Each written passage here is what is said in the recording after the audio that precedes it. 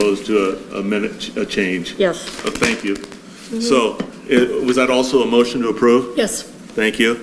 Second. I have a second by Martin Willis. All in favor signify by saying aye. Aye. And opposed. Motion carries. Thank you very much. Don't have anybody here for public comments, so I'll get into my report.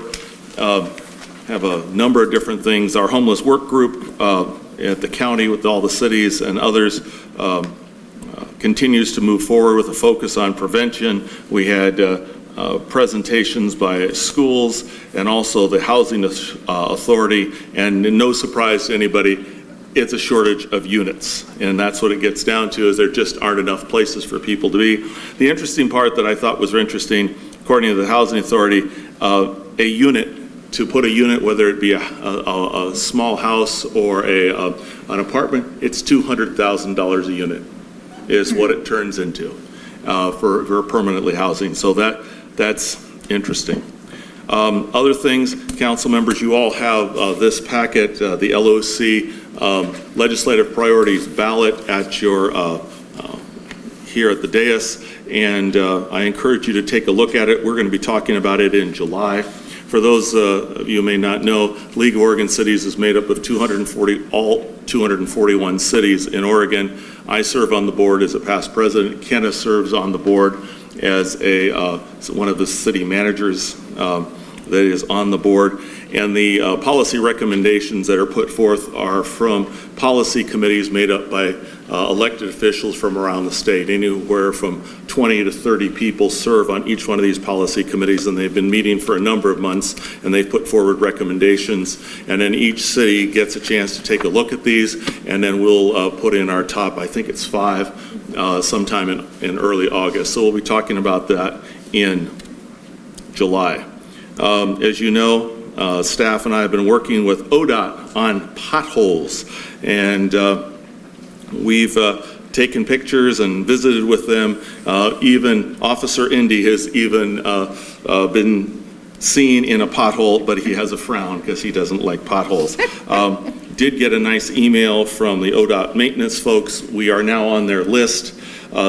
We don't know when they'll come because it's weather dependent, and we don't know what budget, but we are at least on a list to get some of those things taken care of this summer, because as mentioned before, Monmouth Street and the part that's on Main Street going out of town, that's ODOT, and the city is not allowed to touch it. Our regional solutions folks came both in person and virtually for a meeting with Sean Irvine and myself. We were talking to them about the infrastructure needs of our community and how they can help us. And so they frequently use Independence as a model of success for cities all over the state. As I've reported previously, I serve on the Council of Governments Legislative Committee, and we've been meeting with the League of Oregon Cities, the Oregon Association of Counties, and the Small Districts Association, and the 43 governments that make up our local COG. We're working with them to try to move our collective legislative issues forward, i.e. infrastructure, making sure that the feds reauthorize some of those federal funds, and working collectively so that we can make sure that legislators understand that cities are not special groups. We represent the same people that they do, and we actually have people who know what they're talking about. Had a wonderful opportunity on Saturday to help sell wristbands with some other folks for in preparation for the 4th of July. Have had meetings with Salem Health and West Valley Hospital on healthcare in our community. As we know, we are a bit of a healthcare desert here. They recognize that. They are working to try to increase the healthcare opportunities here. They're having troubles just like everybody else is on getting staff people. They did mention that there are plans, and they're very confident there will be a pediatric practice coming to this Independence Monmouth area in the not distant future. So that's exciting. Went to Helmick Park for the 100th anniversary of Oregon State Parks, and had a chance to thank a number of people for their grants, the Park and Recreation grants from the state of Oregon, and they love us. And they love to see what we've been able to do with their state park grants, and so that was wonderful. And I just wanted to tell you, as I've mentioned several times, This last weekend ago, a while ago, now I've lost my which days here, had the opportunity to go to the ribbon cutting for the new City Hall Community Center in the city of Detroit. And we were called out for the help that we provided. And I don't have everybody, but I just want to let it be known, Karen Johnson went up to help their city recorder after the fire to help them move through a number of things. There are other staff people that helped.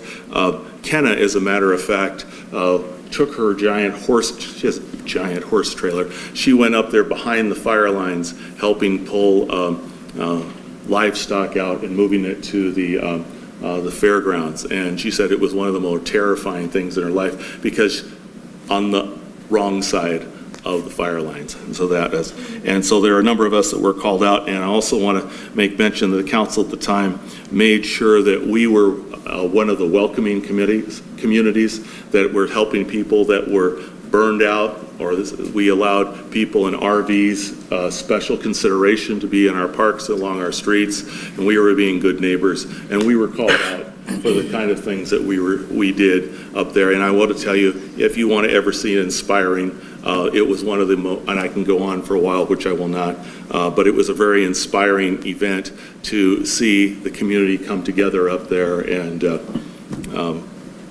yeah, it's one of those kind of things that makes you feel good. So with that, I'm going to turn it over to Chief Mason for his interim city manager report. Good evening, Chief, and how are you? I'm good. And we could probably say his final interim city manager report. And it should be here next city council. Yeah, but I think you're going to be talking to us anyway. Oh, well, we're going to try. Good evening, Council, Mayor. I'll start with Independence Day's update. Tickets are currently being sold on Saturdays at the pop-up, and hopefully by the end of the week, they will be at 7 different local businesses available for purchase. We did run into a little bit of a snafu with the wristbands. We only got them for the 4th of July. We didn't get them for the 2nd of July yet. So at our pop-up last Saturday, we were only able to sell 4th of July wristbands. Hopefully those will come in not early this week anymore, before the end of this week, let's say, and this Saturday, we hope to be able to sell both. And then again, we'll have 7 businesses that are selling them here locally, and all of those are available on the website of independencedays.org. Questions on that? Just one quick one, only because someone, I guess, that had helped out had posted that they would also be available the day of the event. Do we have an attendance cap this year at all? No. Oh, okay. I just wanted to make sure that was accurate, so thank you. And Kathy, you need to know for your shift. We didn't know this for our shift, but we're charging extra for the inflatable park too, kind of like we did with the carnival. So you may get that question when you're out there selling wristbands. We're having an inflatable park instead of a carnival because all the carnivals have gone out of business. Got it. Okay. So there's an extra cost for that. Okay. Chief? That you, and it's by choice, right? You can go over and participate in that or not. And the 3rd is a completely free day. Just throw that out there as well, except for the inflatable part. Minnet General Manager, the interviews are going to be next week for that position, and we are excited to get someone permanently assigned to this important position. Job fair on June 23rd. There will be a public sector job fair at the fairgrounds in Rickreall. Many of the public employers from Grand Ron all the way to Independence and in between are going to participate. It runs from 3 p.m. to 6 p.m. Additional information can be found on our website under the latest news tab. And as a side note, as of this morning, there are 13 full-time police jobs open in Polk County. 2 of those are ours. So if you know anyone, send them our way. But there are 13 open, and that does not include Salem. That's just here in the smaller Polk County area, I guess. Summer reading sign-ups start this Friday at the library, June 17th, for adults and children. For more information, go to their webpage. Grocery outlet grand opening this Thursday, the 16th. I think that starts at 8:30, and ribbon cutting At 8:30. Some exciting promotional offers. They're pretty excited to get things going. Right, and I will add that in case people don't know, Grocery Outlet is a Fortune 500 company. There you go. Police activity. So on Sunday morning, there was some activity in town, a little more than normal on a Sunday morning, where a stolen truck had a hit and run crash at 4th and G Street. The driver of the stolen truck fled on foot, and we had to request assistance from Salem to bring a K-9 unit over. They were able to successfully track down the driver, and they were booked into the Polk County Jail. There was a lot of activity because you have to have a perimeter for this sort of thing to be successful. And we had assistance from Salem and Polk County Sheriffs and the Oregon State Police. So a thank you to all of them. But in the end, it turned out that our person got arrested and the driver that was transported to the hospital got released that same day. Chief, can I ask a question? Yes. When you have an incident, not necessarily this one, but when you have an incident, why do so many different, I mean, I understand you called Salem Police in this case, but why do so many agencies show up for an incident in our town? I mean, is there? In this case, it was to get a perimeter set so right. that the K-9 could actually be successful. In general, I mean, unless we call them, they normally don't come. Okay, It really is when we request them that they come and help us. gotcha. Thank you. That was Saturday morning, not Sunday. Oh, you're absolutely right. Okay. Just so no one thinks we had two. And thank you for the clarifying post that it was not a stolen city vehicle Yeah. that was involved, because that was the initial word that Yeah. had gone out. So, I had seen that on social media. and PD did that nice clarifying post, so thank you. Yes. Housing needs analysis is continuing to be worked on. The consultants provided us an initial round of data this week, and we are planning for both community meetings and a city council planning commission check-in, probably in August. So that work is still moving along well. And the last thing I have is Joyride, the large bicycle event that is the all-women Cycle Oregon event, is the 25th, so it's coming right up. We expect between 500 and 1,000 riders. Sean worked with them to source food and food products from local and regional producers for their post-ride meal, and they are still looking for one more local organization to staff a rest stop. It is a compensated organizational benefit, right? So they'll pay basically for the volunteer organization to do it. And if you want more information about that, go through Sean. Great. Thanks, Chief. Could I ask one question? It is unrelated to what you said, sort of. Independence Days. I know the dates for that. Do we have a date yet? And I know the summer series. Do we have a date yet for the community fiesta? You caught him. Community Fiesta is the date set? Yes, August 20th and 21st, Thank you. Saturday and Sunday. Sharing with the Lions Club Park Show. 2021? Yes, 20th and 21st. Thank you. Okay, we're going to move into, we have a public hearing on Independence Development Code subchapters 30 and 37, commercial and industrial zones. And Mr. Evander will help us, and I get to read the magic script. This evening we'll have a public hearing on Legislative Amendment 2022-04 to consider amendments to the Independence Development Code, amending subchapters 30 and 37. The City Council will make a final decision based on the complete record, including the testimony received at tonight's public hearing. The proceeds will be recorded. This hearing will be held in accordance with the land use procedures required by the city and the state of Oregon. This is a type 4 legislative procedure. At the beginning of the public hearing tonight, staff will identify applicable substantive criteria from the city's comprehensive plan and the state of Oregon statewide planning goals. Anyone wishing to speak will be asked to use the speaker's cards that are provided. When called, you'll be recognized and state your name and address for the record. Before we begin, does any council member wish to declare an actual or potential conflict of interest in this matter? I see no one jumping up and down. Okay, I'll now open the public hearing for LA's 2022-04 Development Code Amendment, amending subchapters 30 and 37. Mr. Evander, good evening. Hi there. Thank you very much for having me.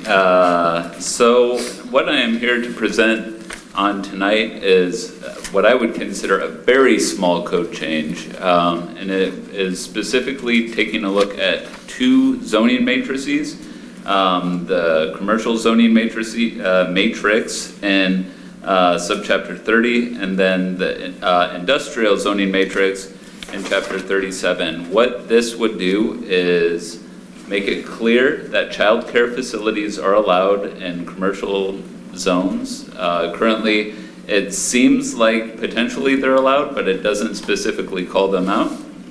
I would also allow childcare facilities in the light industrial zone, so long as they're licensed through the state of Oregon. And then sort of as we were in the industrial zone and we were looking around at that matrix, we were kind of looking and we said, well, shoot, warehouse and distribution are not actually allowed within this zone. And we have what I would consider warehouse and distribution uses out there. It makes sense for us to have them out there as we are surrounded by farmland. It makes sense that we could have places where people could store food and distribute food and whatnot and farm products. So basically that's the proposed code change. The whole genesis of this really started with the idea of there's a limited amount of land where people could do childcare facilities, and it has been difficult for people to start childcare facilities and find an appropriate site for them. It started in part because one organization was looking for a place to locate. They were having trouble actually finding a place to locate.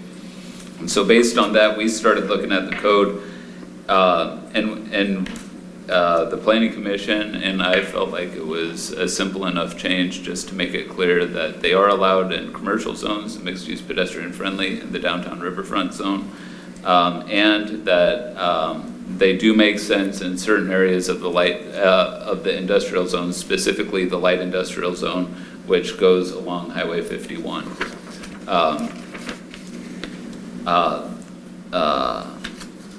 Some of the criteria to approve of this code change are specifically outlined in the staff report. There's things like our land use element of our comprehensive plan that we're required to look at, our economy chapter, our citizen involvement chapter, and really when you look at like the land use chapter, what it talks about is like ensuring that things remain compatible with the surrounding uses. And what staff feels and what the Planning Commission ultimately felt as well is that these can be designed and cited in such a way that both childcare facilities and then these warehouse and distribution the uses can be well suited to the surrounding area. Part of the thing that would have to be done if somebody proposed a warehouse and distribution facility, for example, is it would still have to go through a site plan review. So that would require notice to properties within 250 feet. It would require posting in a newspaper. It would require then to be consistent with our subchapter 80, which talks about various sort of design and negative impacts that might occur. So based on that, we didn't see any sort of red flags associated with doing that. Also, like if for certain large uses require actually a public hearing. So there is that as well. So based on that, the Planning Commission looked at this. They felt like it was a relatively straightforward, sort of simple code change, and they voted unanimously to approve of the changes. We did run all the applicable notices on this. We posted it on the DLCD website. We ran it in the newspaper. We held a public hearing on it, all of that sort of stuff. Also, it has been on our website, so I don't know. I think that's about it. Are there any questions? Questions for staff? How does this change if a childcare center goes into an industrial area, how the industrial area around it has to operate? Because I know when I, worked in childcare, we went on field trips where we walked all around. So how do big industries, they don't have to change because a childcare facility came into their neighborhood, right? Right. That's exactly right. And so what the Planning Commission felt like, and we really did have a conversation, like, hey, does this make sense? And what they, I use this ultimately what they came down to was the idea that the market is going to essentially drive where these childcare facilities are going to locate. That if something is completely inappropriate, they did not feel that a childcare facility would pick a completely unsuitable site and then try and go in there. The barrier for entry, they felt like, was just too high. And so they didn't have a concern with doing it. Also, they felt like allowing it in the light industrial zone gave employers then the option to do it, as well as potentially a worker benefit. And so they felt like potentially that made some sense as well. We didn't feel like it was appropriate to add it to the heavy industrial zone just because the mix of uses that might be around it might be a little more intense. And so that's sort of the reasoning that went into it. Specifically, the light industrial zone 2 is primarily located along Highway 51 going north, and there's also a little stretch just south of the airport, I believe. Just a little block right south of the airport. And so those, they felt like they're on high trafficked enough routes, and there's also some, residential uses around it that can make that essentially compatible. So, I mean, what I was gonna say is a lot of times zoning is really, okay, I'm gonna get off on my soapbox here. Zoning is a really flexible tool. You can use it in all sorts of ways. It's specifically, you can manipulate and sort of tweak based on what makes sense, 3 separate variables: form, use, and geography. I use the acronym FUG, right? It's memorable. By looking at it, we specifically looked at the geography and we said, hey, like the geography associated with this light industrial zone actually makes it kind of appropriate for these childcare facilities. So we did sort of go through those sort of variables, and we said, ultimately, it does make sense in that zone based on those items. Additional questions, please. Is there currently someone seeking to do childcare There's not. in the area? Okay. There's not. Okay. Okay. I have to read my script here. Okay, so, thank you, Fred, appreciate it. Any public wants to make any comments? Don't see anybody rising, and without objection, I'm going to close the hearing. And the record. And the record, thank you. Okay. I have to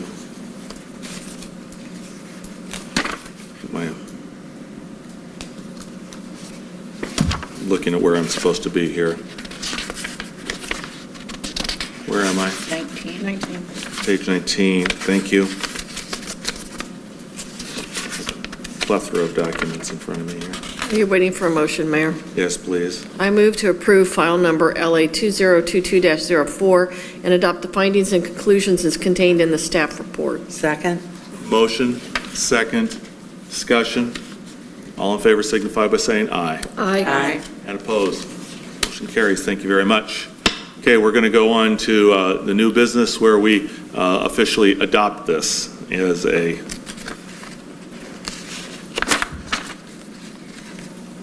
Unless there's additional discussion needed, let's just move right to the action. I move to read the proposed ordinance Council Bill 2022-05 in full as the text is contained in the council packet for the first time. Second. Motion, second by Core. Discussion. All in favor signify by saying aye. Aye. And opposed? Motion carries. I move to read the... She has to read it Oh, first. sorry. And ordinance amending Independence Development Code, subchapter 30, allowed uses in commercial zones, and subchapter 37, allowed uses in industrial zones, and declaring an effective date. Great. Okay. I move to read the proposed ordinance, Council Bill number 2022-05 for the second time by title only. Second. Second by Takis. Discussion. All in favor signify by saying aye. Aye. And opposed? Motion carries. Thank you very much. And ordinance amending Independence Development Code, subchapter 30, allowed uses in commercial zones, and subchapter 37, allowed uses in industrial zones, and declaring an effective date. Third motion, please. I I move to adopt the proposed ordinance council bill number 2022-05. A motion, Second. second by Job. Discussion? All in favor signify by saying aye. Aye. And opposed? Motion carries. Thank you very much. The bill is passed and will be signed ordinance number 1597. Okay. Authorizing bank account signatures, Ms. Butch. You get a few of these now. Yes. Good evening. Good evening, welcome. So the first item of business is the bank account signatures, and this is in preparation of our incoming city manager.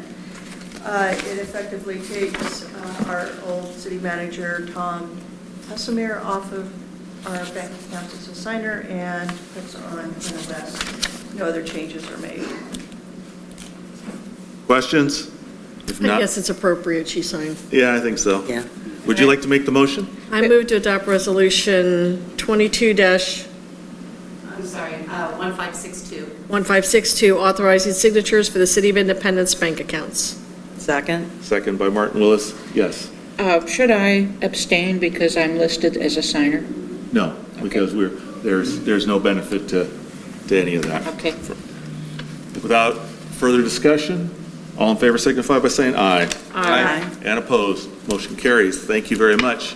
The next item, Ms. Next item is supplemental budget and budget amendment items. I want to make a note, in Resolution 22-1563, there was a Scrivener's error of $1,000. And on the resolution, it's the line, the Tourism and Events Fund. And I believe that's highlighted in front of you. Did we give everybody copies? You know, I did not give them copies. I need to apologize for that.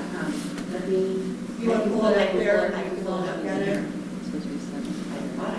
This is the line that says $6,000? Yes, and Yes, it should be. $6,000 on the to side also. So there's $6,000 change from materials and services, and it goes to personnel services. Okay, so those two numbers should be the same. Yeah, so. Okay. I gotta highlight it. That's okay. 6,000. Okay, Yes.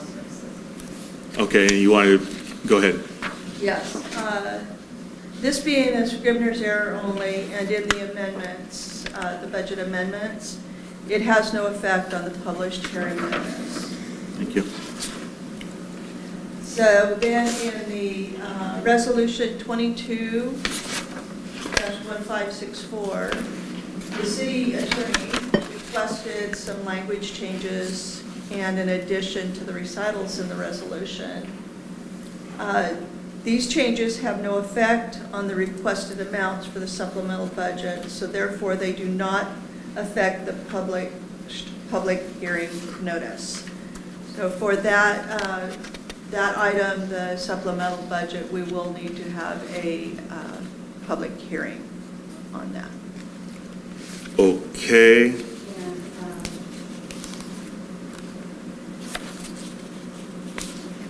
so that, okay, that's on the second one, right? Yeah, 1564, the additional recital is this portion right here.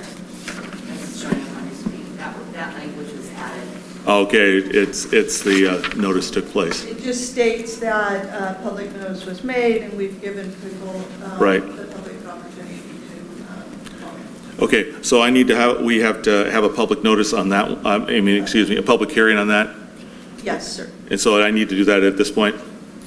Sure, and then we can Uh, do both of them after the hearing. Okay, and the reason we're doing this is to put all the right numbers in the right columns to make moving from one place to another place within the current budget. We have to go through the official form to do that, is that correct? Correct. Thank you. Yes. The resolution 22-1564 is for a higher amount, and once it gets to a certain Right. amount, it has to go to a public. Okay, so I'm going to open a public hearing, so I don't have to, okay, a public hearing on Resolution 22-1564. I now open it. Is there anybody who has anything to say about that? I see no one jumping up, so without objection, I'm going to close that hearing. Okay, and now we are back to the 22-15-63, is that correct? Correct. Okay, and these are moving everything around just to line up everything.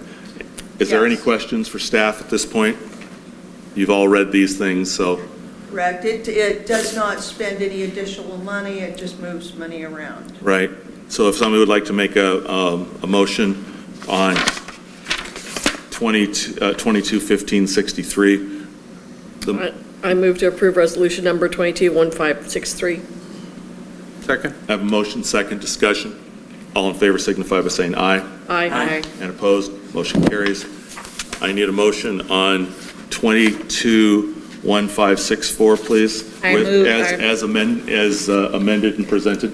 Okay, I move to approve resolution number 22-1564 as amended and presented. Second. Second by Coeur, discussion. All in favor signify by saying aye. Aye. And opposed. Thank you very much. Motion carries. Okay. Thank you. Now,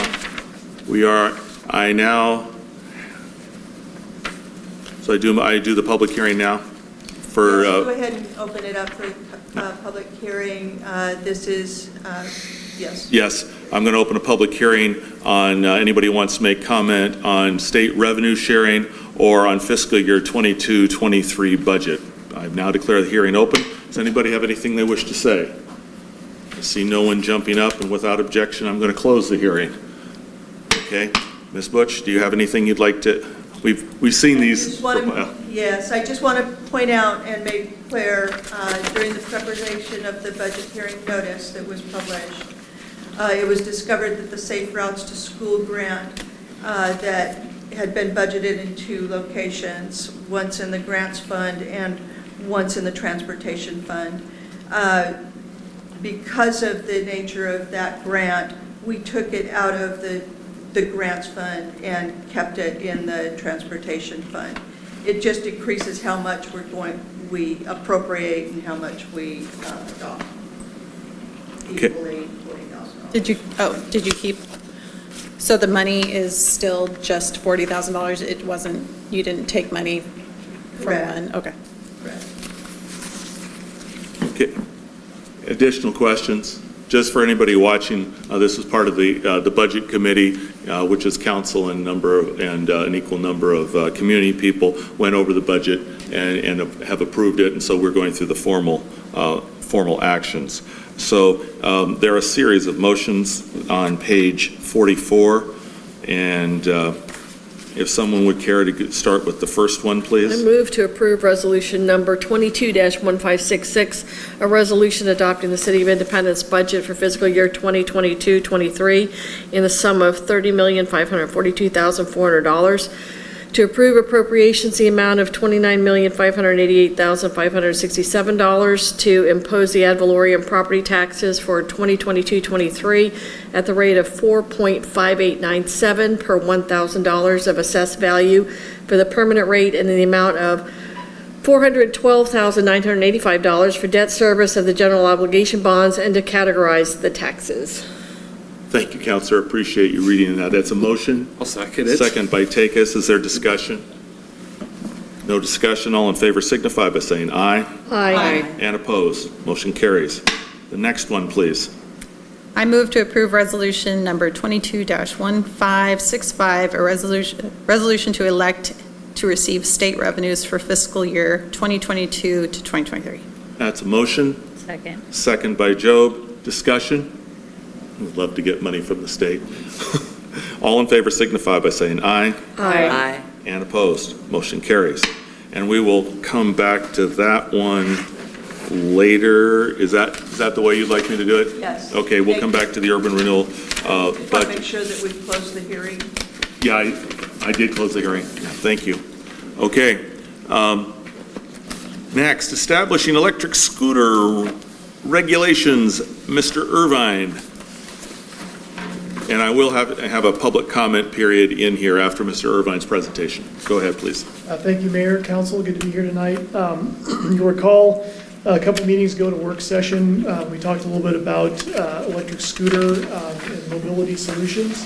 About a year ago, Monmouth developed some rules for regulating provision of electric scooters within the city of Monmouth that allowed essentially these shared mobility companies to potentially come into the community.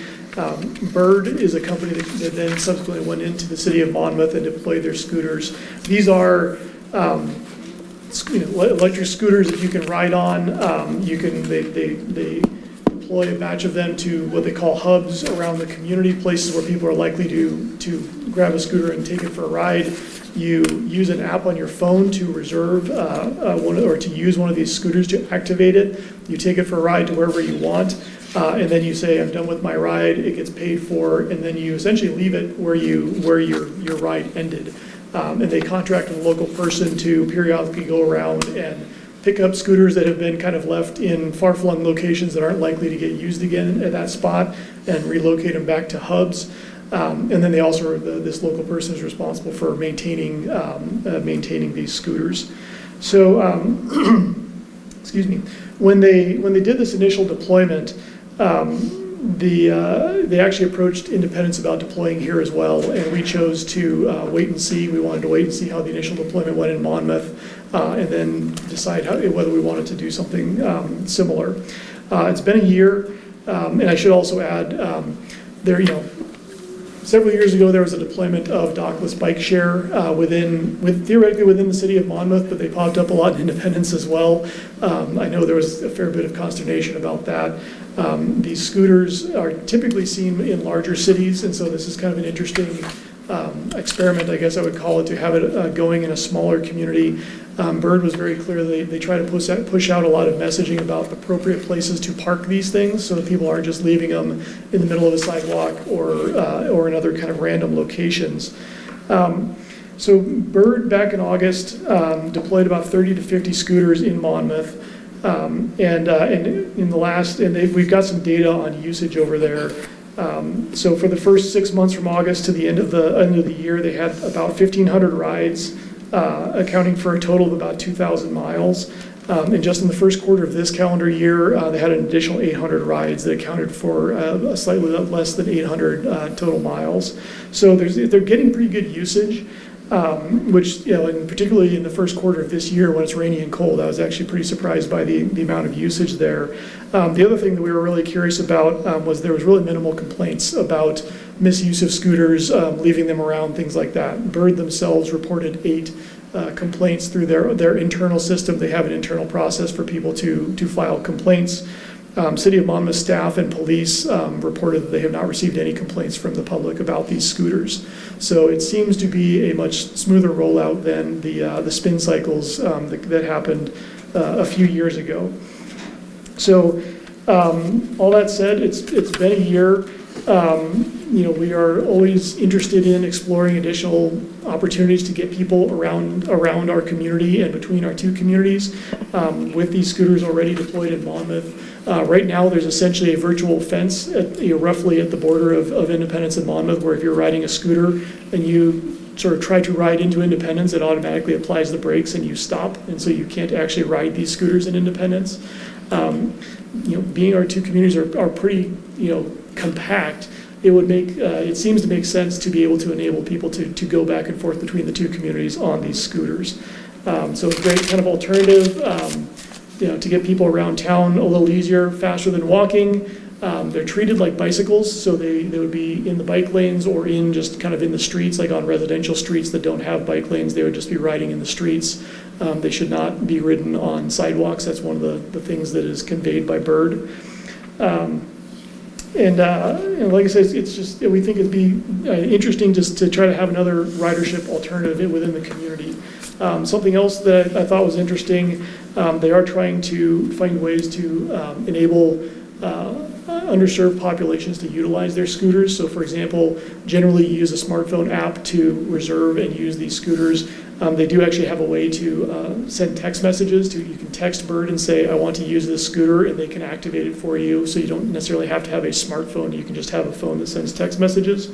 And they also have what they call community pricing, which is a 50% discount for low-income folks, veterans, and seniors. And to qualify for low income, you just have to prove that you receive some type of a low income benefit, whether that's SNAP or a low income housing or some other type of thing like that. So, like I say, we had this discussion at the work session just to kind of take your temperature. It seemed like there was interest in looking at this, so we put together legislation to make it happen in Independence. It's largely similar to Monmouth's legislation. Rather than doing something that's specific to Bird, we wanted to create a process, and what you have before you is an ordinance that allows the city to create a regulatory system that regulates scooter providers. That way, if there is an additional provider or multiple providers that want to come into the community, we have a system that would allow that instead of working in an individual deal with an individual company. So what you have is an ordinance to allow us to create regulations and administrative rules, and then a resolution to set fees for this process. And again, the fees in particular are exactly the same as Monmouth. We want to make sure we're trying to march in step with them. And the ordinance and the regulations that we will develop will also be substantially, if not identical, to Monmouth's rules. With that, I would be happy to take questions. Questions for Mr. Irvine, I do have a couple. please. I've thought about this a lot since we had our work session on it. I think it's a great idea. I'm assuming that insurance is covered by Bird, Yes. and I believe that's what I'd heard anyway. My specific question for here is, one, do we have enough bike lanes on Monmouth Street to accommodate everything? We have bike lanes there, so Okay. I don't think, if you had a bike, it'd be the same as if you had two bikes in a bike lane and one going faster than another. You'd either have to wait or pass, and that's, I think, a good. Right, but there are marked bike lanes all the way, right? With storm drains. With storm Not all the way. drains. Yeah. Yeah. Just mentioning Yeah. that point. So it'd be just like a bicycle. Right, so Yeah. I just know that that's been an issue in the past with ODOT, et cetera, in the county. The other thing is, are these strong enough to transport people up C Street from the park? That's a very good question. I don't know. I know anecdotally from other people that have electric scooters. I don't honestly know how similar they are to these, but places like Portland, I've talked to folks that the scooters, the shared scooters they have there, will get them up decent hills. Good. I would say more significant hills than we have here. So Good, well, we have a hill. What does the city, what does the city get to run this? What benefits does the city get? I'd say the main, we'll obviously get a little bit of money. We get 5 cents per ride, but that's really just a nominal fee to potentially put towards infrastructure. I think the main thing that we're getting is another way for people to get around in the community that doesn't require a vehicle.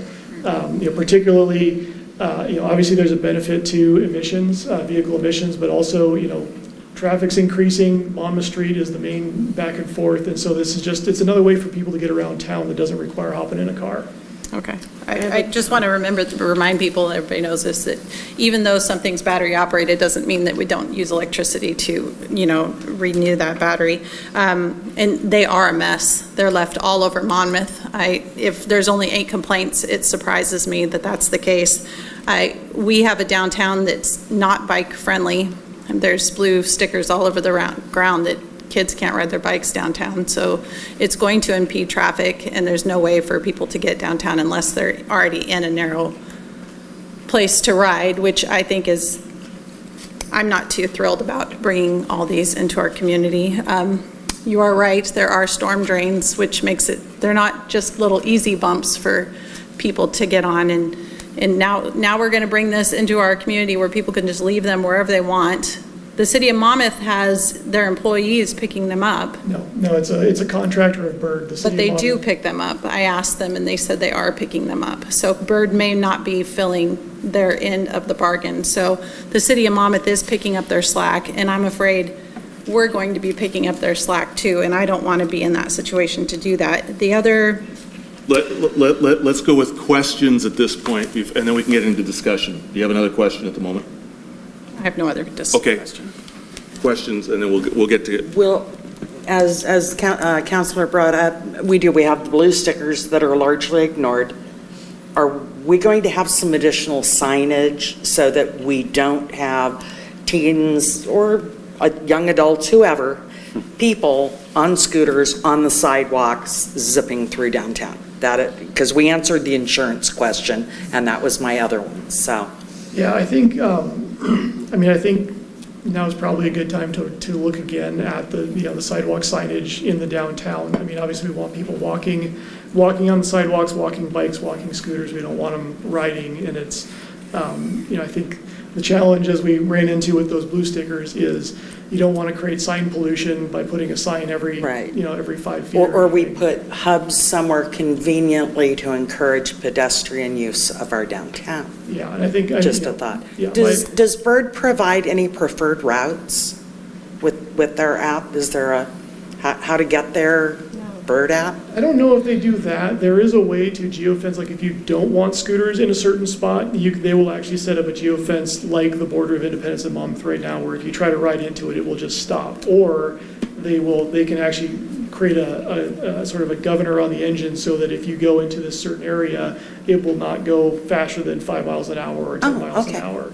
So That's that would good be to know. another possibility to look at, is to just say, in the downtown, scooters can only go 10 miles an hour. I think if they're going to be in the street, there'll be some, we'll have to kind of look at that in terms of, if they're in the street where they're supposed to be, that may or may not be good for them to be going that slow, but I think we can work that out. Counselor Job, you had questions? Okay, so you answered the question about insurance, but is there any liability for the city? I mean, I guess that's a tough question to answer. The ordinance requires that they would have an insurance policy and name the city as additionally insured. I think, we all know that when bad things happen, everybody gets sued. We are, I would say, through this way, we are as protected as our attorneys feel comfortable. Our attorneys feel comfortable with our level of protection, let's put it that way.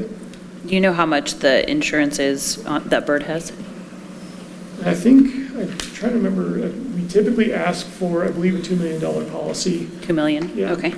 And then I just want to clarify, this is for 18-year-old Yes. people Yeah. and older. Okay. Bird requires that riders be 18 and older. And no helmets are required, but you can request them. You can request helmets, yes. Okay. I just have multiple pictures of children riding these in town, so.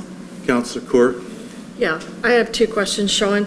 And I'm thinking of what you said about them trying to help out lower income folks as well.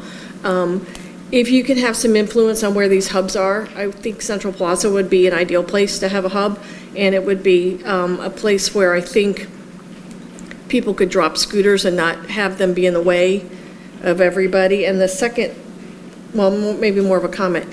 You mentioned that they're looking towards giving some kind of discount to people on assistance. Is that something they're thinking of now, or is that actually a possibility? No, it's an existing program. They gave me Great. a link to it. Okay. Yeah, and I think, in terms of locating of hubs, I imagine, that's something we could include in our administrative rules that say city must approve, any proposed hub locations before they're used as such or something along those lines. I have a question. Yeah. And is this a time-specific? Like time sensitive, as in we must do this by a certain time? Well, or- is this will this come before, could this come before us in a year after it's been in operation, see what it is? I'm asking So I think, so I guess two things. One, by creating the regulatory system, it does not require us to approve anything.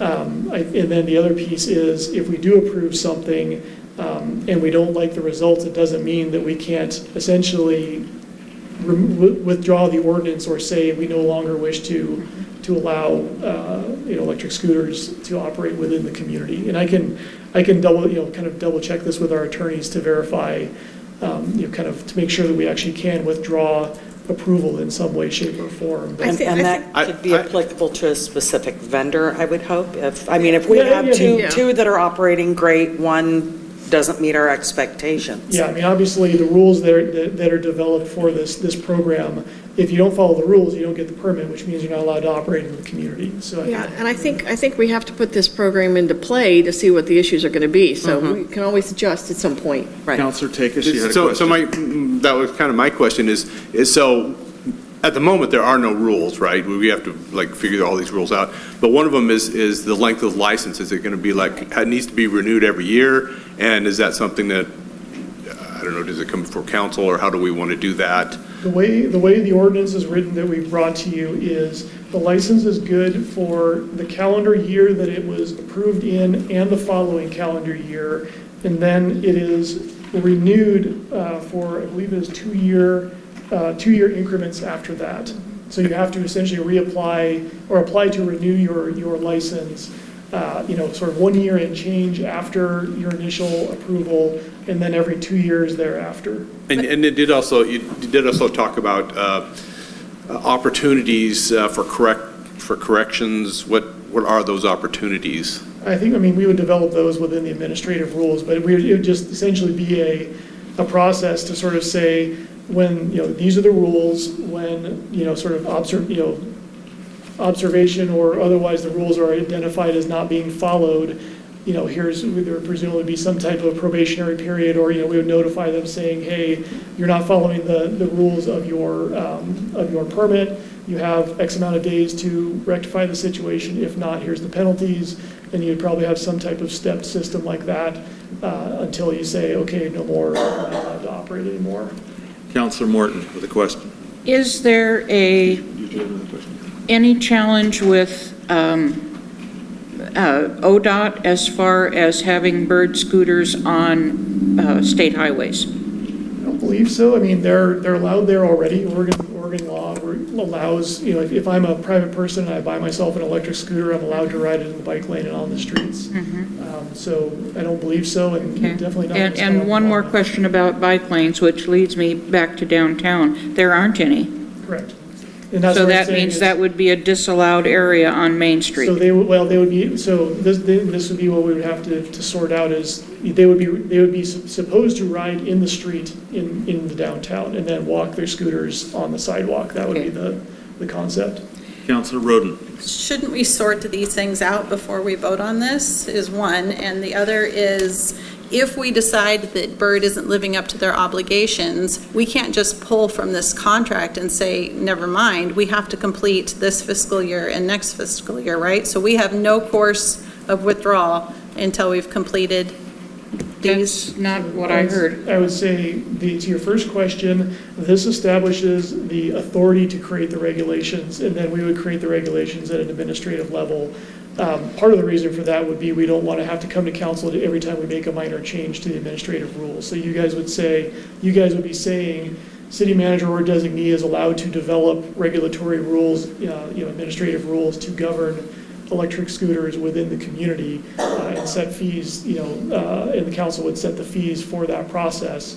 And then staff would develop those administrative rules internally. Obviously, we can definitely keep council informed about where we're going with those rules and what's being included. But those rules would not necessarily need to come back to council for the council's approval. I forgot your second question, I'm sorry. Can we terminate the contract before our contract ends? So, I guess my feeling would be that, again, when we develop the regulations, we would build into it essentially a cancellation process. So if you're not following these rules, we don't have to wait until you reapply. If you're not following the rules, you get, here's the process again. You get an opportunity to correct. You get maybe a second opportunity to correct, but then your license gets revoked. I think that's how other of our licenses that we offer in the community are. No lawyer's going to approve a contract without an escape clause. So it's Right. not going to happen. No, I haven't. Excuse me, I didn't mean to step on you. Go ahead, Councilor Roden. Just with a one question. more. So do you think the city will either remove the requirement that you cannot ride on the sidewalks in downtown, or do you think that we will have a regulator on the scooters to stop people from riding downtown? Because if we do one, we're making pedestrians and scooters conflict potentially. If we do the other, I can just picture the scooters abandoned just prior to downtown. So, yeah, and I guess, what I would say is these scooters are able to be operated, like I said, functionally they're very similar to bikes in terms of speeds, in terms of where they can go. So within the downtown, I would argue they should be riding in the street. They can ride in the street like a vehicle. They stop at a three-way stop, they turn left, they turn right, and then when they're in front of the business they want to be at, they hop off, walk between the parked cars, stick it on the sidewalk, and that's where it's parked. I would I don't know if, so, yeah, I would, we want to talk with Chief about this, but I wouldn't necessarily want people riding scooters on the sidewalks in the downtown. How fast do they go? They can go up to 20 miles an hour.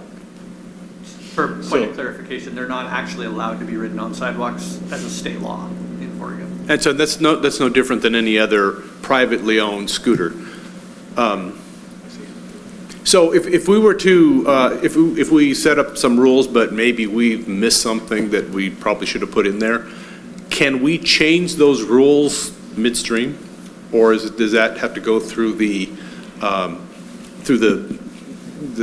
period of the license? That's a good question. And my guess would be, this would be like a lot of other things where we set the administrative rules, and if we approve somebody through those rules, they probably, we probably would not be able to go and sort of add an additional thing until the renewal. If nobody, if we create the rules and nobody has been approved yet, we can add in whatever we want and do it quickly if it's an administrative rule. But yeah, if we've already approved somebody, I think they would have to wait. We would have to wait until the renewal process to bring them into whatever the additional, rules or rule changes that were put in. Councilor Martin Willis. So I guess I would strongly encourage staff to consider some sort of a downtown hub, maybe at the top of the park, to encourage people to walk. The idea of scooters sharing our main street with delivery trucks and combines is terrifying. I just see a recipe for potential disaster. So and yes, the sidewalks also are concerned. Thank you for your input, Chief, on that. I also know that rule is not stringently followed in the community. So yeah, the idea of scooters on Main Street proper is horrifying to me, and I would hope that you would consider that. Councilor Morton. Okay, 2 more questions. First of all, are the scooters allowed to drive on Highway 99 in Monmouth? I don't know the answer to that question. I don't believe so. Okay, so that might be something we need to seriously look at, and we being the city staff in the preparation of this, not the council, because that's what you're here for. And secondly, is there any reason we couldn't build into the initial contract with Bird a 90-day review? Yeah, that could easily be part of the approval process, is say you're approved, but then after 90 days, there's a check-in or some type of a review. Or just to look back to say, Chief, how is it going? You mentioned lots of pictures of children, and send those to the city. I have a question, and I see Councilor Job over there. What other cities are doing Bird in Oregon? I should have gotten a list. I know they're in Portland. I know they're in all the larger cities, and I know they're beginning to expand into smaller ones. But I don't have the list on hand. I know, like I said, I asked them that question, and they gave me a number of names. So this is not the first deployment. Are they in Salem? I don't know for sure. I would think so, but I don't know for sure. All right. Councilor Job. My question is for Chief Mason. How would you deal with, 12 to 17-year-olds? I'm assuming you guys aren't going to do anything about kids riding them, because that's kind of not. Right. Okay. Probably, So even though the law, the rule would be 18, it would still be not enforced by anybody? probably not on a regular basis. Okay. My kids Thank had you. debit cards before they were 18. Right. That's Okay. right. Councilor Morton. Would there be a helmet law for under 18? It would be whatever is required by the state. Well, and theoretically, no one under 18 is riding these scooters. But they are. But that would be a way to say, where's your helmet, young man or young woman? But we're already short police officers. I'm not sure how we would expect the police officers to do this. I'm going to make a suggestion here. I think we've raised a number of questions. And I'm thinking that it might do well to go back and do some additional noodling on this at the staff level. do council, does that seem okay? Because I think that there's some questions here that I think, legitimate questions here that I think it would be, I don't think it'd take a long time to figure out, but I think it might be worth doing that. Does that seem like a reasonable approach? I think, yeah, I mean, I think what I could do is I could come back with, essentially our proposed administrative rules, even though they wouldn't necessarily require council approval. Right. We can still show you kind of, here's the regime that we're thinking about, here's the escape clauses, if we have non-compliance with different rules, here's how we would propose to be able to end a situation if it's not going the way we like. We'll have to, I mean, honestly, the downtown situation is I'd say, going to be the big one that Right. we're going to want to. And I think we're going to want, and is that okay with everybody to send this back? Please Can I do. ask for one more thing? When you come back and discuss this with us, can you please get a written, like report from, or whatever you want to call it, from the City of Monmouth Public Works to describe their opinion of this program and how much time and effort they're putting into it? Because I see those scooters everywhere. I will, I had not heard what you told me, so I'll definitely be talking to Monmouth about this. Thank you. Okay, so what we're going to do is we're going to just bring this up later. Yep. I appreciate the good discussion, thoughtful questions, and I do appreciate that council did take the time in advance to read and reflect on the material. So what I'm going to do here is, without objection, I'm going to end this meeting. We're going to do the urban renewal meeting, and then we'll go for, is that okay with everybody? Mm-hmm. All right, without objection, I'm adjourning the city council meeting, and I'm opening the urban renewal meeting. The records show that everybody is here. Council members, you have the minutes of April 12th in front of you, and do they meet with your okey-dokey? Somebody? I move to approve the minutes as received. A second. Motion second. All in favor signify by saying aye. Aye. And opposed? Thank you. There doesn't seem to be anybody stepping up wanting to be under public comment. I don't have any additional mayor comments. Mr. City Manager, do you have anything else to add at this point? No, thank you. Let's go to Ms. Butch for supplemental budget, page 5. Hello again. Hello again.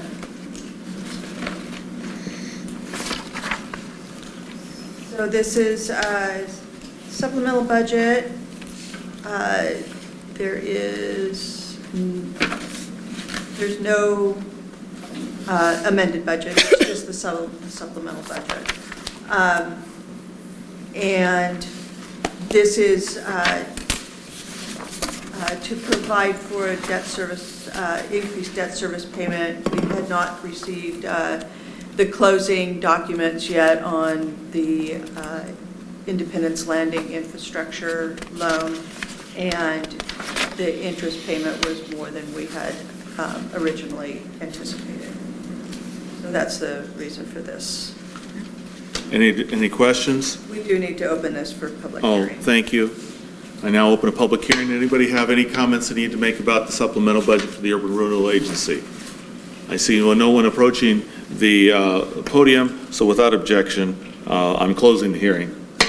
Any additional questions? If not, this is an action item to make sure we have all the things in the right places.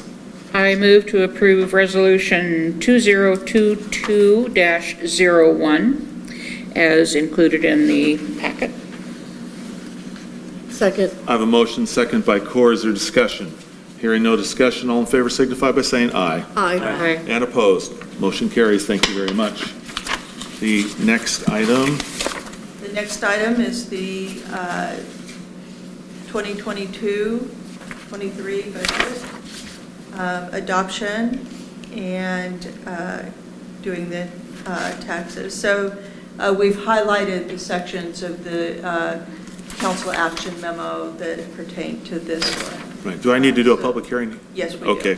So I'll now open a public hearing related to the budget for the Urban Renewal District for 22-23. It's open. Again, I see no one rushing to the microphone, so without objection, I will close the hearing. Please go ahead, Ms. Butch. There is no additional comments or notations regarding this budget adoption. Great. If someone would, I move to approve resolution number 2022-02, a resolution adopting the Independence Urban Renewal District budget for fiscal year 2022-23 in the sum of $3,505,800 to approve appropriations in the amount of $3,505,800 and to declare and certify the maximum tax increment that may be raised. Second? I have a motion, second discussion. All in favor signify by saying aye. Aye. And opposed. Motion carries. Thank you very much. We have budgets. Yay. Yay. Thank you. Much to appreciate you and your staff for putting everything together. Any council announcements? Yes. Please do. Sunday is Father's Day. I just want to remind folks that 10% of homeless families have single men as heads of the household, and another 13% have both parents in place. So please don't forget about our homeless fathers this weekend. Thank you. I have a question. I don't know if I can ask it now, but it was to Chief Mason. Chief Mason, did we get the scholarships, not scholarships, the ARPA funds? Have they all been Grants, the awards collected? to the youth? Yes. Have they all been collected? Youth grants, they have not all been funded yet.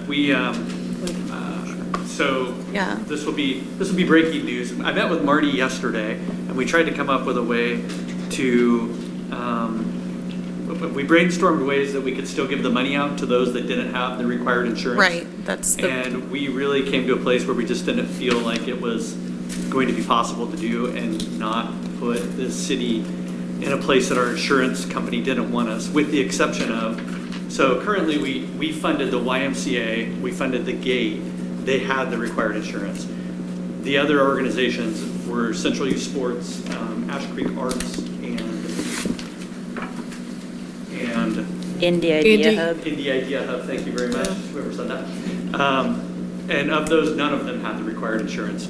Working with our insurance agent, we determined we can do the Central Youth Sports grants without that insurance. Like, we're gonna create a waiver for them to sign, because it was for like a product to put on the field for kids and umpires specifically. So it was not gonna put any kids in specific places one-on-one with adults. And that's really where the concern has come from for our insurance carrier. Those other grants do that. They put kids one-on-one with adults, and they didn't want us to move forward funding those because of the liability exposed to the city. If I can add a moment here, because this is not just our challenge, this is a statewide challenge. There was, I think, was an article in the Oregonian this weekend. There's a huge number of organizations statewide that are facing the same challenge, and I forget the technical name. It's the child abuse. Yeah, it's called SAM, yeah. Background checks and things. Sex and molestation or sex. Right, and so it's not that anybody here is not doing what they're No. supposed to. It's a statewide challenge. And Chief, I am aware that Ash Creek Art Center is upgrading their insurance in order to cover the amount that is required for the ARPA distribution. I don't know about the other group, but I know that Ash Creek is doing that. and then that's the other thing I was concerned about when talking with the other organizations. They have $1 million worth of coverage. Some of them do, but they don't have the $2 million. Is that required by the state that they have $2 million worth of coverage, or can we be more lenient on that? Like, Yeah, we were able to lower the amounts to meet the ones that Okay. we already did. okay, great, thank you. There was some flexibility there with our insurance agent of record, so. So if that money, it can't be used for those other organizations, can we get the money out to? Yeah, we're waiting. Patrick's been on vacation. I was going to have him reach back out. Okay. And I didn't even know that Ash Creek had made that decision, so that was news to me. We knew they were still looking at it, so that would just leave Indie Idea Hub at this point. Let me correct, Ash Creek is considering that decision at their next meeting, but I know the person who's behind it, and it will go through. So thank you for following up on this, and since this is a statewide challenge, I wouldn't be surprised. There are lots of heads working on this one. Additional announcements, please? Just very quickly, a belated happy birthday to Mayor McCardle, since we unfortunately met on Tuesday and your day was yesterday. Well, it's not that unfortunate that we're meeting. Well, no, that part is not. And when I guess it is fortunate that we did not have a meeting on your birthday. Yeah, there we go. Actually, I do have one more thing, because I want to follow up on what Councilor Kaur said, and I think I really appreciate her doing that, because I think sometimes fathers don't go acknowledged as much as they should, and so I just want to give a big shout out to all the dads out there for Father's Day, because, you know, they do provide tremendous good and benefits to our kids, our youth, our community, and I just thank you for what you do. Great. Okay, we've done what we need to do, and Move to adjourn. all in favor? Have a pleasant evening, ladies and gentlemen. Good evening.